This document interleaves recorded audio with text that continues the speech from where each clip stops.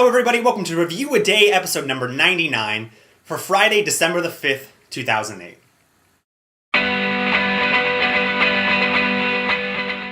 Hello, everybody. Welcome to Review a Day, the daily video blog where I review a movie 7 days a week.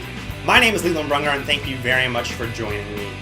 I want to talk quickly about a subject that is pretty controversial, especially in film and in seeing films at the theater.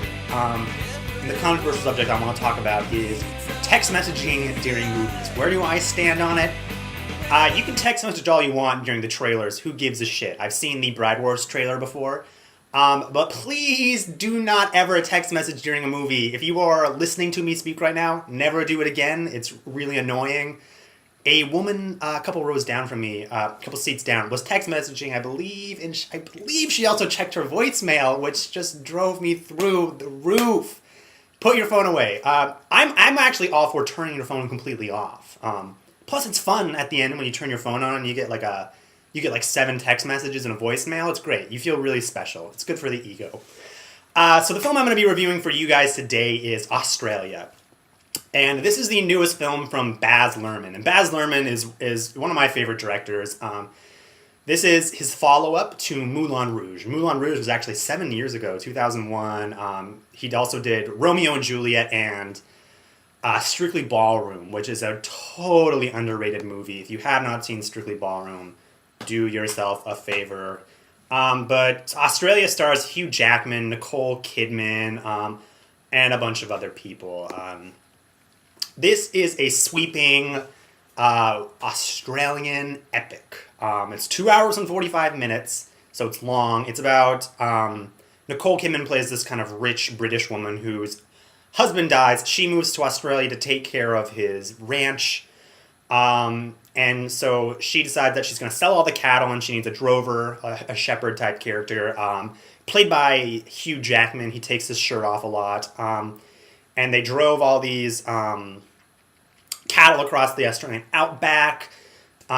He's close with a young Aboriginal boy who's half Aboriginal, half white. And so the film deals a lot with the racial aspect of that, kind of the racism that went on.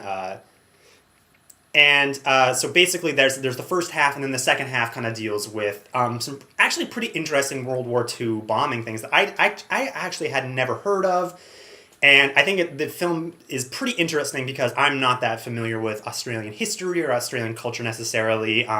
So I think that's a really interesting side to this film.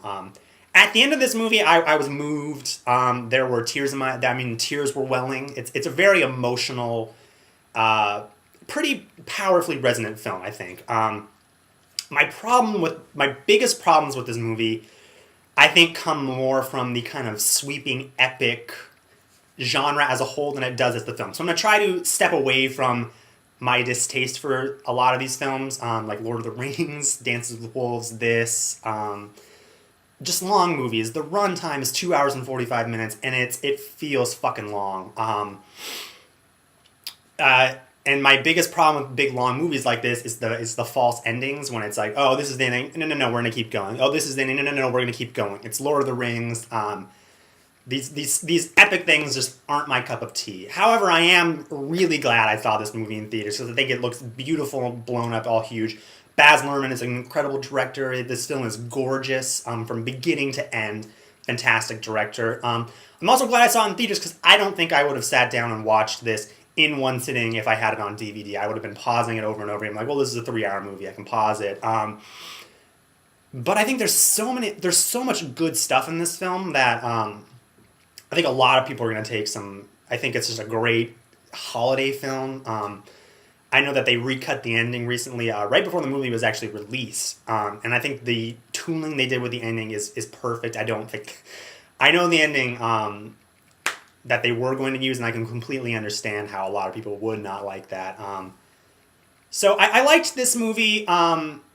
Is it good? Yes. I think it earns most of its 2 hour and 45 minute runtime. I mean, I've heard people bitch about The Dark Knight's runtime or Zodiac, which I think are two perfect movies. I think those movies are fantastic and keep me enthralled the whole time. This movie, I don't think earns it quite as well, but is this a good movie? Yes. Do I recommend it? Yes. Are people going to love this movie? Yes.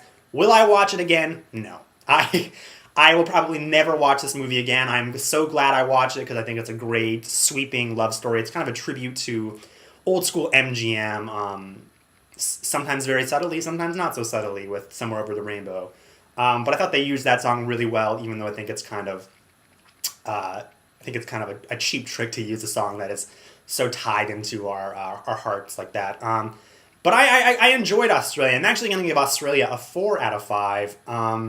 I think it's a great film. I will never watch it again.